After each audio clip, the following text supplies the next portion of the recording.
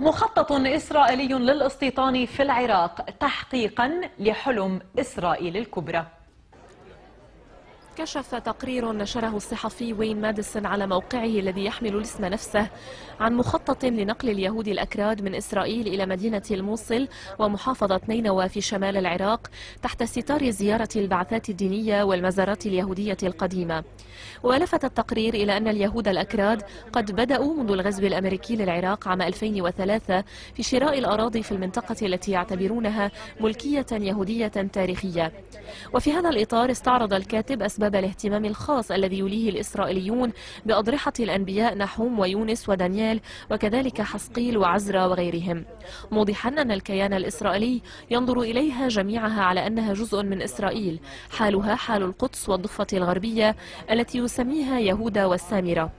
ويؤكد التقرير أن فرق جهاز المخابرات الإسرائيلية الموساد قد شنت مع مجموعات من المرتزقة بالتنسيق مع الميليشيات الكردية هجمات على المسيحيين الكلدانيين العراقيين في كل من الموصل وإربيل والحمدانية وتل أسقف وقرقوش وعقرة وغيرها، وألصقتها بتنظيم القاعدة بغية تهجيرهم بالقوة وإفراغ المنطقة التي تخطط إسرائيل للاستيلاء عليها.